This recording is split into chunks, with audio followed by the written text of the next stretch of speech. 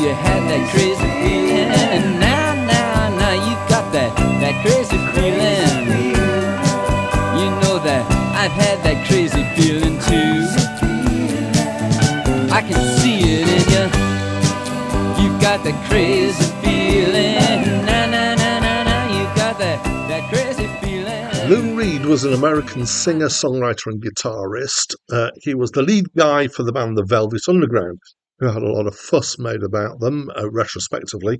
That was between 1965 and 1973, and they were managed by Andy Warhol. They did have reunions later, but Lou Reed then embarked on a solo career, which started in 1972, which was very successful. He was best known for his single Take a Walk on the Wild Side, and he released 20 solo albums before he died in 2013.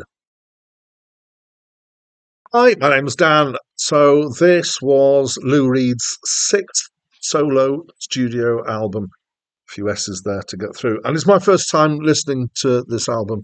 But it does come quite soon after a review that I did about a week ago for Street Hassle, which was another Lou Reed album.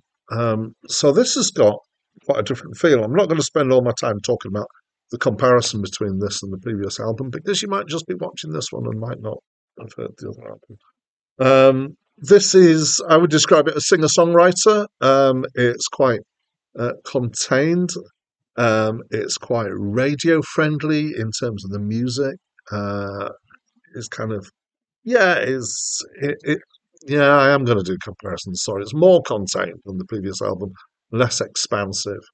Musically, it's quite straightforward, nothing special, but solid enough. It strays into country rock at times, I would say. The focus here is definitely on the songs, which is why I would claim it's singer-songwriter. His voice is quite distinctive. He's got kind of laconic delivery, which is somewhere between singing and speech, which is mixed. There's maybe more singing than speech on this album. And his delivery is, again, another comparison, less cynical than I felt it was on Street Hassle. It's in some ways it's an interesting collection of songs. So let's get the one that I hated out of the way first, which is The Gift. Although it's satirical, I just didn't like the sentiment in it, which is basically, I'm a really good, women love me kind of thing. The song that kicks is quite disturbing. It's somewhat pushing the boundaries of what might be sung about. And to be honest, there are 2 or 3 tracks in here that do push the boundaries somewhat. Excuse me. Coney Island Baby, which is obviously the title track, is a fairly long track, seems to be about a football player, so American football player's devotion to his coach, presumably at high school. I think that's the context of it. There are other bits towards the end that seem to be about different things. I understand that this album has been taken to be about romance, but that's not how I heard it when I was listening to it. I'm quite happy for the idea of somebody to be devoted to trying to please somebody without it having to have a romantic element to it.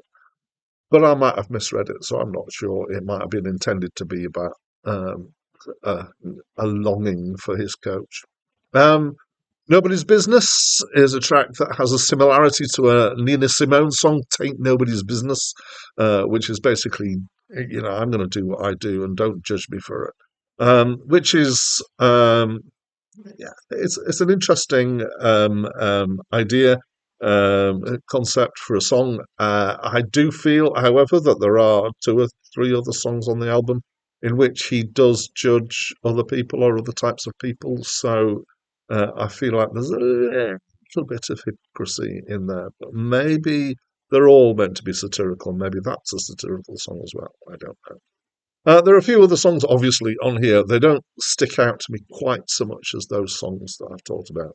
overall, so I would say there's definitely some interesting songwriting going on here. Musically, it didn't really, again, it didn't put me off, but it didn't kind of make me, kind of feel it and really enjoy it. And in terms of the subject matter, I think I feel a bit mixed about these songs.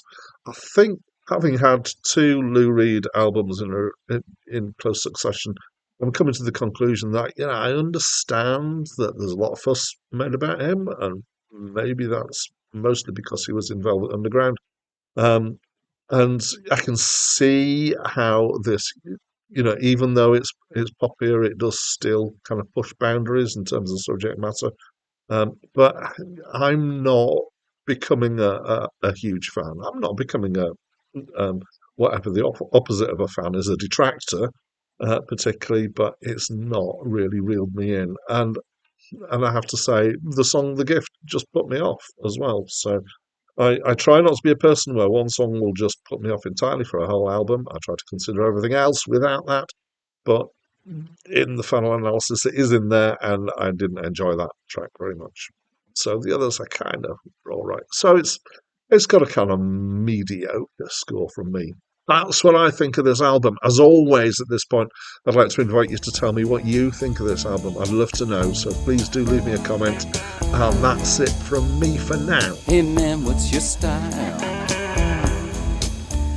How you get your kicks for a living? Hey man, what's your style? How you get your adrenaline flowing now? How you get your adrenaline flowing?